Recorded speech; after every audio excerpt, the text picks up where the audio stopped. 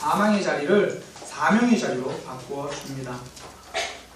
영어로 보라색이 퍼플입니다. 발음 문제 삼지 마시고요. 퍼플입니다. 퍼플. 이 말의 어원은요, 조개의 이름에서 따왔습니다. 그 보라색 염료를 만드는 조개인데요. 이름이 푸르푸라. 발음은 문제 삼지 마시기 바랍니다. 푸르푸라라는 조개에서 따온 말이라고 합니다. 지중해에서 타이르라고 하는 섬에서만 나오는 조개인데요. 이 조개에서 이제만 이 보라색을 얻을 수 있었습니다. 그래서요, 지금은 다양한 염료가 나오지만 그 당시에는 보라색은 이 작은 섬에서 나오는 이 조개한테서만 얻을 수 있었다는 겁니다. 그래서 보라색 옷감이요, 굉장히 비쌌습니다. 그러다 보니까 이 보라색 망토나 옷은요, 귀족들이 입는 옷으로 그렇게 생각되어졌다라는 겁니다. 그리스와 로마 귀족들 특권층, 보라색을 입었다, 보라색 망토를 둘렀다, 나는 특권층이다, 이런 자랑이 된 겁니다. 나중에는 이 보라색 염료 만드는 기술이 개발됐습니다. 그러다 보니까 사람들이 이제는 발음도 어려운데요, 울트라마린이라고 하는 색을 이제 하게 됐습니다. 울트라마린이 되게 구하기 어려운 염료거든요. 그래서 이제 중세의 기사층을 상징하는 기사들의 망토는 또 이 울트라마린이라고 하는 그 색으로 또 이렇게 했던 겁니다. 그러니까 당시에 구하기 힘든 염료는요, 언제나 귀족들과 또 이렇게 높은 사람들의 전유물이었어요. 그러니까 그 색을 입은 옷이나 망토가 신분을 구별하는 용도로 사용되었다는 겁니다. 그러니까 그걸 입으면서 나는 특별한 사람이다, 나는 이런 옷을 입을 만한 자격이 있는 사람이다, 이것을 강조하려고 하는 겁니다. 그러니까 아무나 사용하지 못하는 옷의 색깔로 특별한 자격을 드러내고 싶어 한 겁니다. 사실 우리나라도 옛날에요, 이 고등학교 교복이 좀 그런 역할을 했었습니다. 지금은 학생들이 집에 오자마자 교복을 벗고 사복으로 갈아입습니다. 그러나 옛날에는요, 고등학교 들어가기 어려웠을 때는 학생들이 늘 밖에를 교복 입고 다닙니다. 자랑스럽게 모자 딱 쓰고 교복 입고 다니는 겁니다.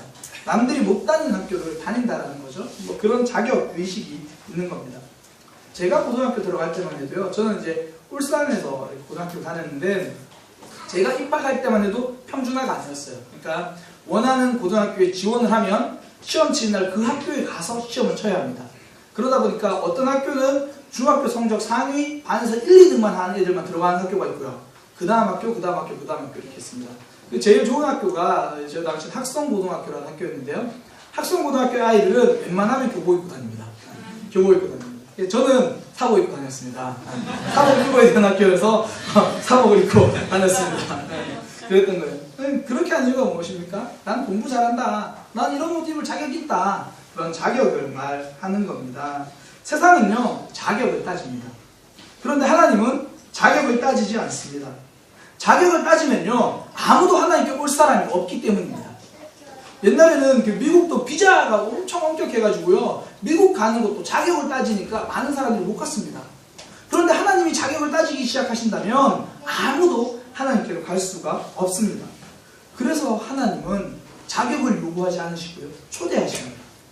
구원은요, 자격으로 가는 것이 아닙니다. 하나님의 초대로 가는 겁니다. 오늘 우리가 이 자리에 있을 수 있는 것도 자격이 있어서가 아닙니다. 주의 만찬을 할 수 있는 것도 자격이 있어서가 아닙니다. 하나님이 초대해 주셨기 때문입니다. 불러 주셨기 때문입니다. 이것이 저와 여러분이 구원받은 유일한 이유입니다. 저는 부활도요, 초대라고 생각합니다. 초대. 죽음에서 생명으로 초대하신 겁니다. 오늘 본문에 보면요, 오늘 본문의 여인들도 죽음에서 생명으로 초대받은 그러한 여인들입니다.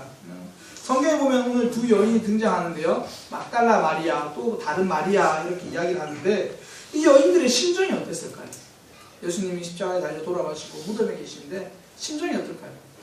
딱 한마디로 저는 이렇게 요약할 수 있다고 생각합니다. 죽고 싶었던 겁니다.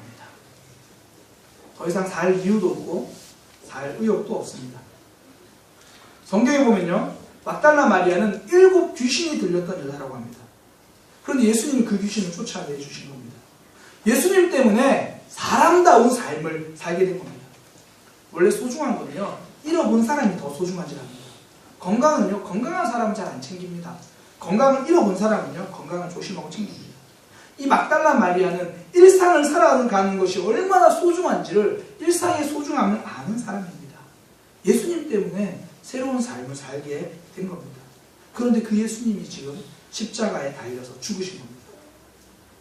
예수님이 잡히셨다는 얘기를 처음 들었을 때 저는 아마 막달라 마리아의 모습이 이랬을 겁니다. 제자들이 따져 물었을 겁니다. 베드로에게 따져 물었을 겁니다. 왜 그냥 왔냐고, 왜 예수님 모시고 도망치지 않았냐고, 지금이라도 예수님 구하러 가야 된다고. 이 여인은 그렇게 말했을 겁니다. 그러면서 나사로와 제자들에게 그들을 때리면서 그들을 향해 이렇게 소리쳤을 겁니다.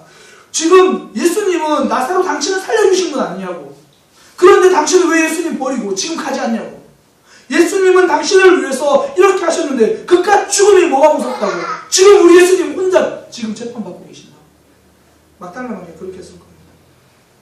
십자가 달리던 그 순간에도요, 그녀가 할 수 있는 것은 아무것도 없었습니다. 로마 병사를 막을 수 있는 힘도 없었습니다. 예수님이 죄가 없다고 그녀는 분명히 소리쳤을 겁니다. 그러나 수많은 군중의 외침 속에 그녀의 소리는 묻혀버렸습니다. 간절한 마음은 있었는데 간절한 마음이 할 수 있는 일은 없었습니다. 힘도 없었고요, 돈도 없었습니다. 평소에 예수님밖에 없던 그녀였기 때문에 예수님이 없으니까 아무것도 없는 겁니다. 할 수 있는 일이 없었습니다. 우리의 삶에서도 이런 문제들이 있지 않습니까? 간절함은 있는데 이거 해결은 돼야 되는데 간절한 마음 가지고도 해결 안 되는 일들이 참 많다는 겁니다. 지금 막달라 마리아의 심정이 바로 그랬습니다. 그러니까 그녀가 할 수 있는 일이라고는요, 죽은 예수님을 찾아가는 뿐입니다. 싸늘한 시신이지만 그거라도 닦으려고 합니다. 시신에 향품이라도 바르고 가는 겁니다. 뭐라도 하고 싶었던 겁니다. 그거 안 하면 견딜 수 없는 겁니다. 뭐라도 움직이지 않으면 나를 지금 견딜 수 없는 겁니다. 그러니까 안식일이 끝나기 무섭게 무덤을 향합니다. 말 그대로 무덤으로 가는 심정입니다. 죽으러 가는 심정입니다. 지금 그녀의 마음이 무덤을 향해 가는 마음이고요, 무덤을 향한 생각입니다. 죽음 같은 마음입니다. 그런 막달라 마리아가 그곳에서 천사를 만납니다. 성경에 보면요, 천사가 돌을 굴려내고 위에 앉아있다 그럽니다. 한번 생각을 해봤어요. 천사가 왜 돌을 굴려내고 위에 앉아있을까? 요즘 아이들 버전으로 천사가 내려왔어요. 돌이 좀 무거우니까 밀죠? 으차! 하고 밀었어요. 하늘로 올라가려니까 좀 힘드네, 좀 쉬었다 가자. 그리고 돌 위에 앉아있는 겁니다. 그럴까요? 천사는 지금 막달라 마리아를 기다리고 있습니다. 이미 예수님이 부활하셨거든요. 막달라 마리아와 그 마리아를 기다리고 있는 겁니다. 여인들을 기다리고 있는 겁니다. 하나님은요, 언제나 이렇게 기다리시는 분이지 않습니까? 우리 예배가 그렇잖아요. 예배가 하나님 우리 기다려주신다는 겁니다. 우리가 예배를 통해 하나님을 높인다, 맞습니다. 우리가 예배를 통해 하나님을 높입니다. 그러나 엄밀히 말해서요, 우리가 무엇을 한들 하나님이 더 높아지시겠습니까? 예배는 하나님이 우리를 기다려주시기 때문에 나오는 겁니다. 하나님께서 우리를 기다려주시고 불러주시니까 그래서 나오는 겁니다. 어디 답답해서 말할 데도 없고 그럴 때 예배 자리에 나오는 겁니다. 이제 진짜 끝내고 싶다, 정말 포기하고 싶다, 이건 아닌 것 같다, 그럴 때 예배 자리에 나오는 겁니다. 하나님은 기다리고 계시기 때문입니다. 지금 마리아의 모습을 그랬습니다. 죽음의 경계선에 있는 겁니다. 지금 몸은 살았지 마음은 죽어 있는 상태입니다. 무덤으로 가고 있는 겁니다. 그런데 그 자리에서 천사가, 예수님이 마리아를 기다리고 있는 겁니다. 도리에서 죽음의 생각으로만 가득 찬 여인들을 만나 주셨습니다. 그리고요, 살아갈 이유를 알려줍니다. 첫 번째는 예수님 부활하셨다 이야기를 해주고요, 두 번째는 그 소식을 전하라고 이야기합니다.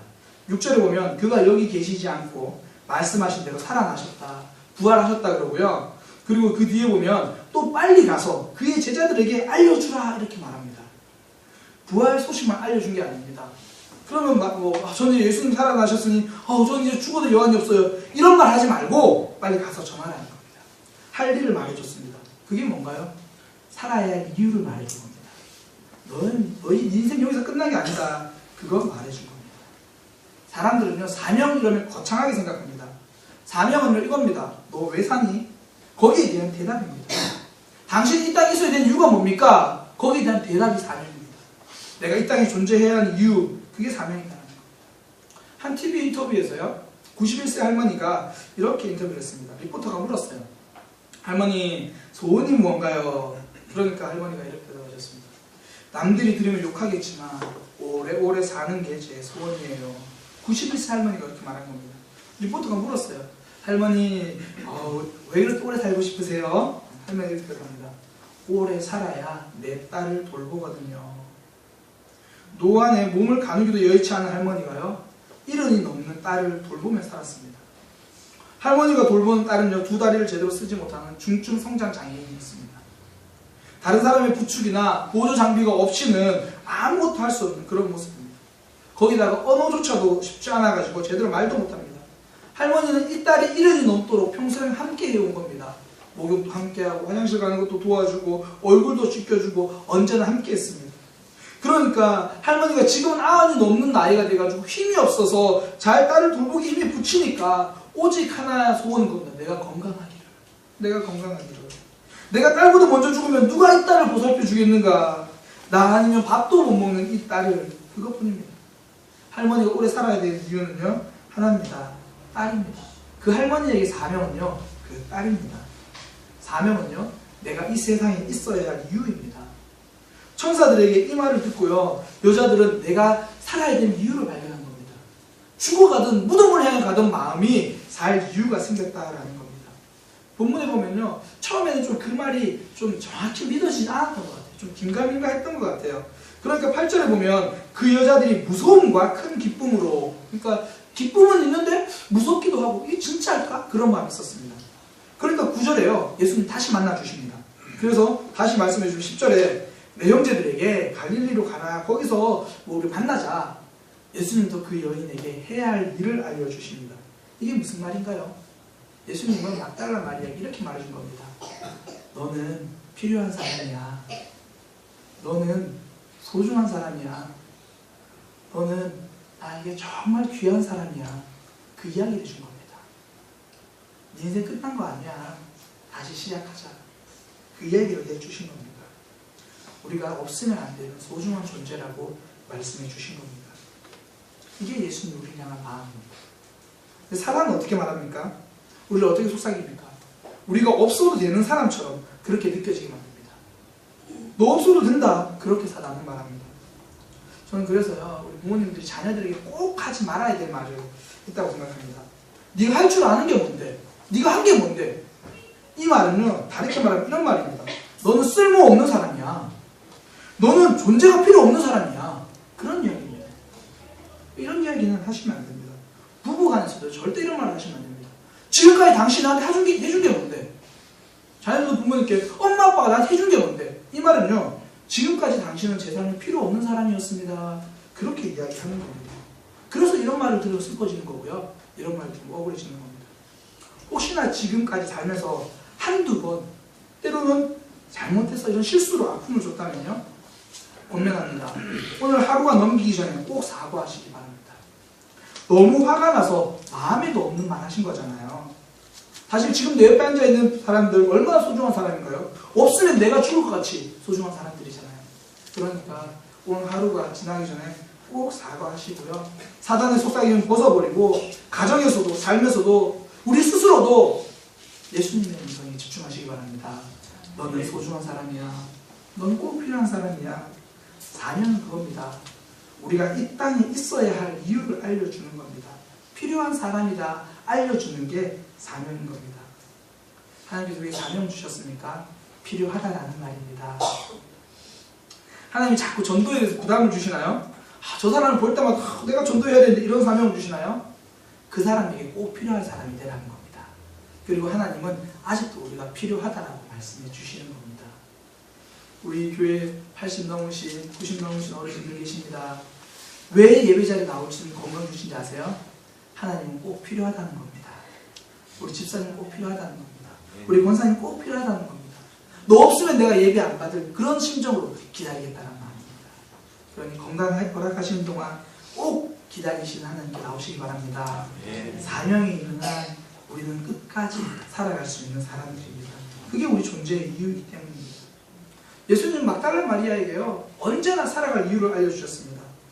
귀신이 하나도 아니고 7이나 들려있던 여자거든요. 그러니까 사는 게 아니잖아요. 그러니까 사람들이 그 여인을 다 피했을 거예요. 7이나 귀신이 들려있으니까. 또 어떤 사람들은 접근을 하겠죠. 이용해 먹으려고. 왜요? 이 당시에는 귀신 들린 사람을 점치는 사람으로 썼거든요. 그러니까 이용해 보려고 접근하고, 언제나 공격하고 피하고 그런 사는 게 사는 것 같지 않은 삶이었습니다. 그런 여자에게 예수님이 새로운 삶을 주셨습니다. 이용하려는 게 아니라 내가 너를 사랑한다 그 말씀 해주시려고, 하나님의 사랑을 알려주려고 그 여인을 회복시켜줬습니다. 우리 한 주간 어떤 사람들을 만났습니까? 이용하려는 사람, 나를 이용해 주려고 하는 사람, 나에게 상처 주는 사람들 만나지 않으셨습니까? 그러나 이 자리에서는 나를 사랑한다 말씀하시는 하나님을 만나고 돌아가시길 축복합니다. 하나님은 그렇게 말씀해 주시는 겁니다. 너는 이미 사랑받고 있다. 막달라 마리아에게 그 얘기를 해 주셨습니다. 오늘 본문에서는요, 예수님이 이제는 사랑한다를 넘어서 네가 이 땅에 있어야 되는 이유를 말씀해 주신 겁니다. 막달라 마리아는 십자가 앞에서는 한없이 무기력했습니다. 할 수 있는 게 아무것도 없었습니다. 그런데 부활의 예수님 앞에서는 할 일이 생겼습니다. 내가 해야 할 일이 생겼습니다. 내가 빨리 가서 제자들에게 전해야 되는 일이 생긴 겁니다. 부활은요, 사망의 자리를 사명의 자리로 바꿔주시는 겁니다. 죽어가던 마음을 살아가는 마음으로 바꿔주시는 것, 그것이 바로 부활입니다. 그래서 사명을 감당하고 있는 사람들 보면 참 멋지다는 생각이 듭니다. 그 이유 중에 하나가요, 내가 살아갈 이유를 알고 있어서 그렇습니다. 그런 사람들은 그런 거예요. 그러니까 혹시 주위에 이런 분들이 있을 겁니다. 분 중에서 나는 사는 게 너무 힘들어. 사는 게 사는 것 같지가 않아. 난 요즘 왜 이렇게 자꾸라고 가라앉는지 모르겠어. 왜 그런 생각이 드는지 아세요? 내가 살아갈 이유를 증명해내지 못해서 그래요. 내가 살아가는 나는 이렇게 살아있다, 그걸 증명해야 되는데, 사람은 누구나 그걸 증명해야 돼요. 아이들은 떠들면서 증명하잖아요. 나 이거 살아있다. 어른들도요, 내가 이거 살아있다, 내 가치를 증명해야 되는데 그거 못하고 있어서 그래요. 하루하루 그냥 살고 있으니까, 그러니까 점점 늘어지는 겁니다. 남을 기쁘게 할 수 있는 일, 내가 가치 있다고 느껴지는 일, 그것을 통해서 난 아직 쓸모있어, 이걸 증명해내셔야 됩니다. 하나님 주신 사명으로 내가 아직 쓸모있다라는 증명을 해내셔야 한다는 겁니다. 인감 증명, 출생 증명 이런 거 떼지 마시고요, 나는 아직 쓸모있어, 사명 증명서를 떼시기 바랍니다. 그것이 우리가 하나님 앞에 살아있는 이유고요, 하나님이 우리에게 건강 주신 이유입니다. 막달라 마리아에게 예수님 그거 해주신 겁니다. 우리도 한번 이번 한 주 그렇게 한번 살아보시기 바랍니다. 사명 증명서 떼는 거예요. 뭐 달걀 이제 나갈 때 받으실 거거든요. 달걀 받으시는데 평소에 전도 어렵잖아요. 이제 그 달걀로 전도하시면 됩니다. 사실 달걀은 집에서 삶아 드실 수 있죠. 그러니까 웬만하면 2개 다 전도하세요. 아멘 없으시군요. 하나 드셔도 됩니다. 학생에서 하나 드시라고 준비했으니까 하나 드셔도 됩니다. 근데요, 이제 그걸 가지고 이렇게 하시면 돼요. 이거 우리 목사님이 자기 갖다 주래. 우리 목사님이 애기 엄마 주래. 목사님 날 어떻게 알고? 그게 아니고 오늘 우리 목사님이 말씀 시간에 이거는 가장 소중한 사람 주는 거래. 근데 애기 엄마가 생각이 나네? 자기가 생각이 나네? 그래서 주는 거야. 이렇게 주시면 되는 겁니다. 그렇게 하실 거죠? 괜히 또 민망해요. 교회에서 남아서 가지고 왔어. 나 달걀 안 좋아하는 거 알잖아. 그냥 먹어. 그렇게 하지 마시고요. 그리고 꼭 드셔야겠다는 분들은 제가 2분에 한해서 2개 다 드시도록 제가 눈감아 드릴게요. 가능하면 계란 집에서 직접 해 드시고 2개 다 전도용으로 쓰시길 축복합니다. 드셔도 됩니다. 드셔도 됩니다. 사명은요, 증명서입니다. 증명서. 신앙은요, 말로 증명할 수 없습니다. 신앙은 믿는 거잖아요. 믿는다는 거 그 말로 말하는 게 안 되거든요. 성경을 안다, 기독교를 안다, 이거는 힘이 없습니다. 사단은 겁내지 않습니다. 대신에 기독교가 뭔지 잘 모르겠어요, 목사님. 믿음이 뭔지 잘 모르겠어요. 기도가 뭔지 잘 모르겠어요. 그런데 삶으로 기도가 어떤 건지 증명해내시는 분들이 있어요. 기도를 자꾸 걱정하지 않아요. 하나님이 하실 건데, 기도가 뭔지는 모르지만 말로 설명할 수는 없지만 삶으로 증명해내고 있는 분들이 있다는 겁니다. 이번 한 주간 삶으로, 행동으로 증명해내시기 바랍니다. 우리 교회 곳곳에서도 증명할 곳이 많습니다. 주일학교 유치부 지금 보조교사 필요하다고 이야기하거든요. 내 삶으로, 내 모습으로 내가 살아있다는 거 증명해내시기 바랍니다. 우리 어르신들을 섬기는 일에 제가 좀 더 봉사해 보겠습니다. 삶으로 증명해내시기 바랍니다. 우리는요, 삶으로, 내 행동으로 내가 살아있어야 될 이유를 날마다 증명하는 사람입니다. 낭비라는 게요, 제가 어떤 책에서 봤는데, 낭비는 비싼 칼을 사는 게 낭비가 아니고요, 비싼 칼을 사서 칼집에 꼽아두기만 하는 거, 그게 낭비입니다.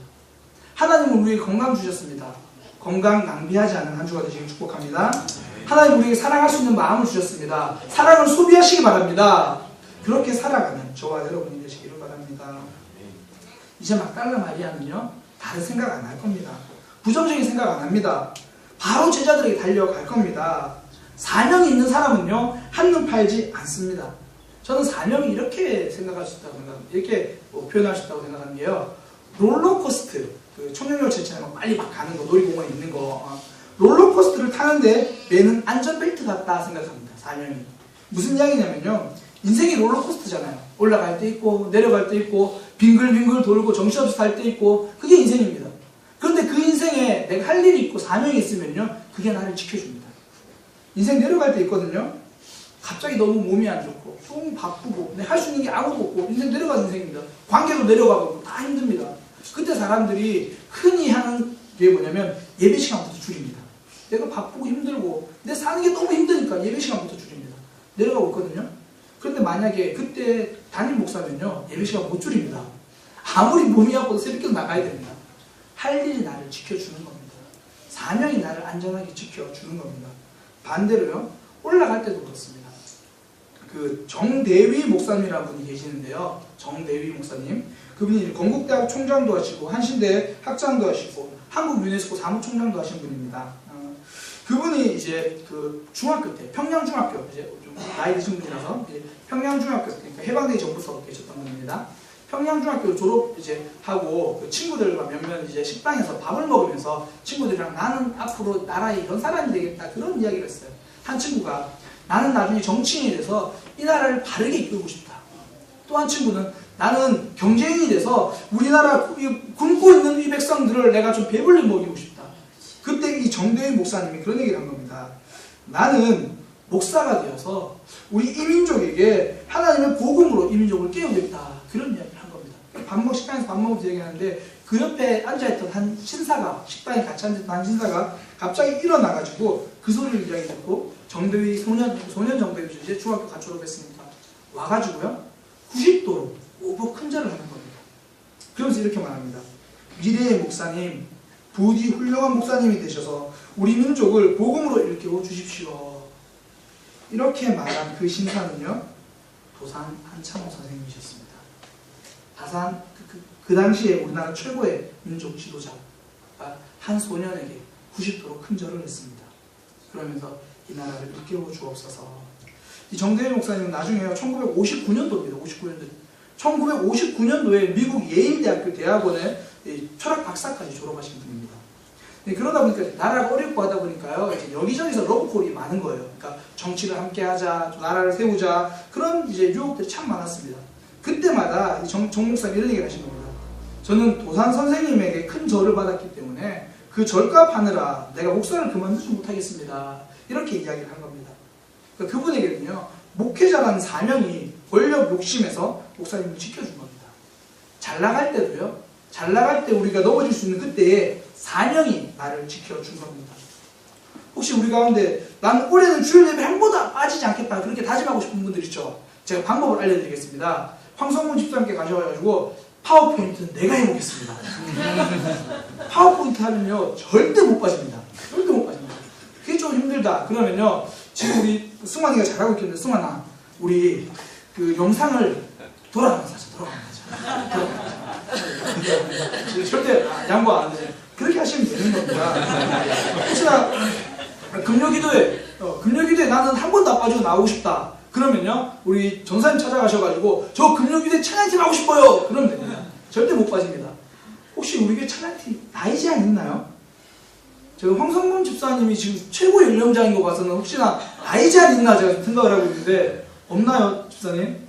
예, 나이 제한 없으시답니다. 그래서 다음 주에 누구누구 신청하셨는지 꼭 좀 저한테 말씀해 주시기 바랍니다. 그래서 신청 안 하신 분들은 앞으로 예비 절대 안 빠지는 분이다 제가 그렇게 생각하고요. 혹시나 내가 가끔씩 결석하는데 그러면 신청하시기 바랍니다. 그럼 못 빠집니다. 사명이 나를 지켜주는 겁니다. 우리는요 우리가 사명 때문에 소비한다고 생각했던데 그 사명이 나를 살려주는 거였고요, 그 사명이 나를 지켜주는 겁니다. 제가 한 성도가 쓴 글을 본 적이 있는데요, 거기에 이렇게 표현했더라고요. 아픔은 하나님이 나를 치시기 위해서 내리는 벌이 아니라 내가 바로 서기를 원해서 알려주시는 사인이다. 아픔이 나를 치기 위함이 아니라 나를 세우기 위함이다. 그렇게 고백한 겁니다. 이게요, 부활을 우리에게 허락하신 하나님의 마음이 바로 이겁니다. 고난과 아픔 때문에 우리가 넘어지기 원하는 게 아니라 부활을 통해서 다시 일어서기를 원하는 그 하나님의 마음이다라는 겁니다. 마리아를 찾아오신 예수님이 바로 그 마음입니다. 죽어가던 마리아의 마음이 살아나서 내가 살아가야 될 이유를 알려주시려고 한 겁니다. 하나님은요, 언제나 사람에게 관심이 있습니다. 일에게 관심이 있지 않습니다. 성경을 제일 처음에 딱 펴보면요, 창세기 이럽니다. 창세기는 창조에 대한 이야기가 주구장창 나와야 되는데 천지창조는 1장만 나옵니다. 2장부터는 사람 창조입니다. 그 후로는 계속 사람 이야기만 나옵니다. 하나님의 눈이 어디에 있는지를 알려주는 겁니다. 하나님은 일에 관심이 있는 것이 아니라 저와 여러분에게 관심이 있습니다. 하나님은 우주에 눈이 있는 것이 아니라 지구 위에 살고 있는 저와 여러분에게 관심이 있습니다. 하나님은 서울 땅에 관심 있는 것이 아니라 동대문구 장안동에 살고 있는 우리 사람들에게 관심이 있습니다. 물론 남양주에 살고 계시는 분도 관심이 있습니다. 일산, 기타 등등 어디 계시죠? 중랑구, 구리, 일산 다 관심 있으십니다. 혹시나 설교 마치고 마음 상해서 저 찾아오는 분 없기 바랍니다. 하나님의 관심은 사람이라는 겁니다. 저와 여러분에게 관심을 가지고 있습니다. 그래서 우리를 불러주시는 겁니다. 그래서 막달라 마리아에게 그렇게 가서 복음을 전하라 그렇게 이야기하시는 겁니다. 복음 전할 사람이 필요한 게 아니고요, 회복시킬 사람이 필요했던 겁니다. 하나님은 막달라 마리아를 회복시켜 주시려는 겁니다. 요즘 학교에서는요, 남을 이기는 법을 가르쳐 줍니다. 그러나 함께 아파하는 법을 가르쳐 주지 못합니다. 함께 행복해지는 법을 가르쳐 주는 학과는 없더라고요. 근데 우리 하나님은 그거 가르쳐 주시는 겁니다. 우리를 살려주시는 겁니다. 이것이 부활절입니다. 부활절을 통해서 주어가는 마음 살려주시고, 부활절을 통해서 하나님의 마음을 알려주시는 겁니다. 이제 부활절을 마치면서요, 우리 마음속에 하나님의 마음을 좀 담아갈 수 있었으면 좋겠습니다. 하나님, 이제 나를 살려주셨으니 이제 내가 죽어가는 그곳에 하나님의 마음을 가지고 가겠습니다. 하나님이 눈물 흘리는 그곳에 나도 좀 같이 눈물 흘리고, 하나님이 걸어가시는 그 발걸음 나도 한번 따라가겠습니다.